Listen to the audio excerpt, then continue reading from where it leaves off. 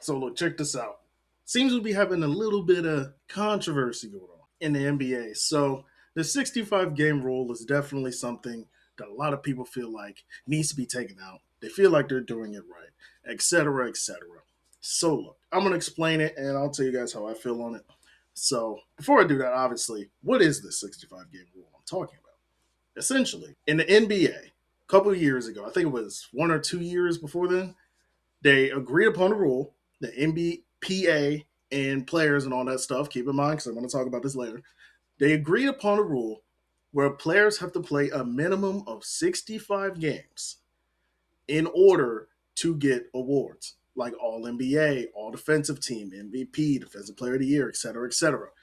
So, with the recent stuff that's been going on, and a lot of players been getting injured and all this stuff, it's looking like history might be a little interesting. So that's pretty much the basic picture of it. And I'll be honest with you guys, there's something wrong here. And by this, I mean, we have a bunch of hypocrites in the NBA. So I don't want it to seem like I'm coming off as hating or like trying to find a narrative to drive or whatever. But I want to say this because I really feel like we're kind of doing some delusion. There's some delusion going on here. So back then, right? Just imagine you are a fan, a paying fan who went out there. You want to go see LeBron James play. This might be one of your only times you ever get to see him play. And then the next thing you know, he's out. What's the point of me coming to this game, bro? I don't care about anybody else on the Lakers. I don't care. It's like, yeah, Luka's going to be there. Don't get me wrong, but I came to see LeBron specifically. So it's like, what the heck? But then that's not even another. That's just another instance of that. You know, let's take someone like an Ant Man Edwards or you know what I'm saying, a Cade, a Jokic, just to name a couple of players. And I'm not saying these players, you know what I'm saying, they're not the main victims of this case. Although Cade is kind of might be. I'm just naming them because these are some main players in these discussions. So, in my personal opinion, I think the 65 game rule is good where it's at right now. I genuinely do think it's good. The reason why I say this is because this has been going on for years and years and years. Even when we want to go back to the 80s and the 90s, this has been happening commonly. The only reason there wasn't a rule like this back in the 80s and the 90s is because it was common for players to play all 82 games or dang near all those games. But now in today's NBA, where players are missing games at kind of a high rate and the pace is at the highest it's ever been, you know, injuries are just happening, even like non contact injuries too. So it's like, it's just really bad. And this is not, obviously, this is not the player's fault. No way this is the player's fault. Sometimes freak accidents happen, they actually get injured. You know what I'm saying? I'm not mad at that. But at the same time, the best ability is availability.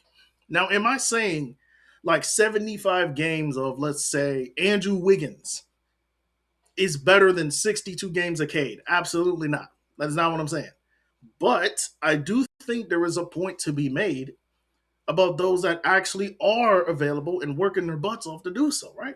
So if we look at history, right? Because I've seen a lot of videos of people trying to debunk why they don't like this stuff. And to be honest, I just don't understand it.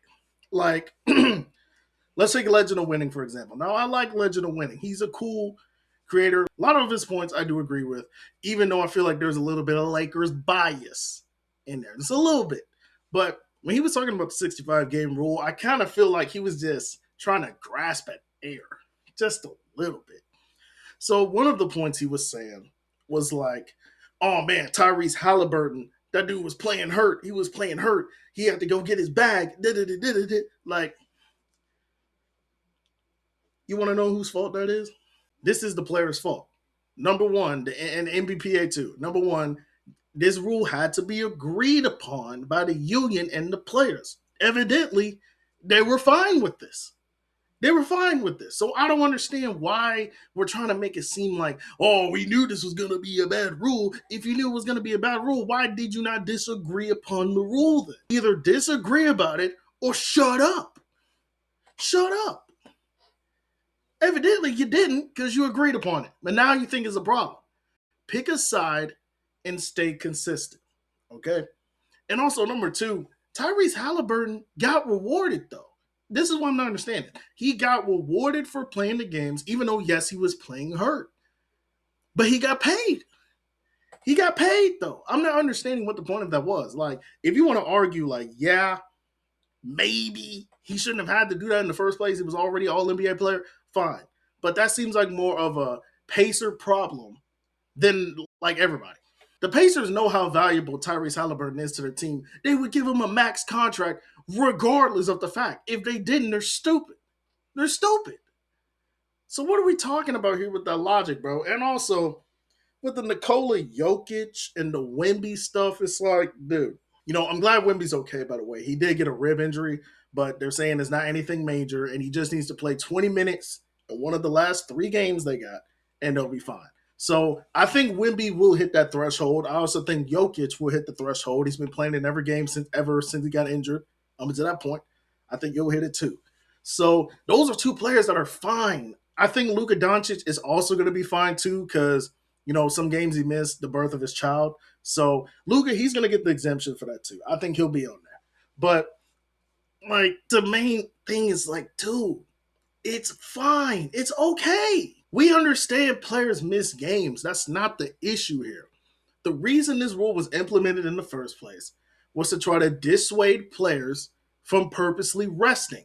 Now, what do I mean by quote unquote purposefully resting? I'm not talking about players that are legit injured. If they're injured, they're injured. Don't play. I'm talking about players that were healthy. They said they were healthy, could get out there and play, but chose to rest. This is what I'm talking about. Like your Kawhi Leonards, your Joel Embiids. Paul George did this too. LeBron did this. KD did this. Harden did this. Dang near every player that you could think of has done this at some point. And the NBA had enough. They had enough. Now, I will say this. I do think they need to do a bit of a better job at trying to figure out who's actually injured, who's not, look at the medical teams and all this other stuff. But we are not going to sit here and blame the players that are actually balling. All of a sudden, oh man, no, this 65-game rule sucks. Now they're not going to get their bag because, like, you see what I'm saying, bro? Like, they were sitting there making predictions on who's going to make the team too. And the way they were just saying it just made it sound so condescending, dude. It's like, bro, like, let's just say hypothetically, like, some of these players don't make it. Like Cade, he might not make it. Ant-Man might not make it, and all this other stuff, et cetera, et cetera. Jalen Brunson doesn't deserve to be an All NBA player. Tyrese Maxey doesn't deserve consideration. Jalen Johnson, Scotty Barnes, just to name a couple of players. These players don't deserve any like consideration for All NBA awards. You see what I'm saying about this delusion? These people are so mad that their favorite players aren't in there, so they have to figure out some kind of way to be like, oh no, he shouldn't be on the list. He shouldn't be on the list. Get the heck out of here, then, bro. Now, the fact of the matter is, if you ain't gonna offer up a proper solution to the problem, get rid of the rule or stay consistent.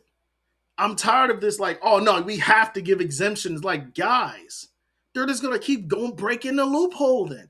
Get rid of the rule. If there's gonna be exemptions added regardless to the fact, why is it even a rule? If they knew this was gonna be a problem, why is this a rule? Stand your ground. Either stay consistent with the rule or don't even have it at all. That's my main issue that I have with it. And no, I'm not saying that these players are necessarily in the wrong. I'm not saying that at all. I understand, like, it would look weird to see like Scotty Barnes on an NBA, like an all NBA team. I can see how that would look confusing. Or maybe you see some other player that you feel maybe didn't do that good in your opinion. I get that. It's gonna look weird in history. But if I think Jokic's gonna hit it, but let's just say hypothetically he doesn't. We're not gonna sit here and be like, oh, Jokic is garbage now. Nobody is saying that. Oh, Wemby, he didn't make it all NBA team. He sucks. Nobody is saying that. Nobody is gonna sit here and be like Wemby and Luka are garbage just because they didn't make an all NBA team. Now, it would look weird if Wemby didn't win Defensive Player of the Year. I agree on that. But let's stop sitting here acting like number one, the players didn't ask for this rule; it was agreed upon, and number two, and like everybody's sitting there saying like, "Oh no, we gotta have an 82 game schedule. Is this too much? Shorten it, shorten it." Well, the players ain't gonna do that either. That's too much money on the line. Every single game means more money for these players. There's no reason to shorten the season. The NBA ain't gonna do that no way, and the players already said they're not gonna do it either. So stop. Quit trying to defend these players, bro. It's okay. They're grown-ups.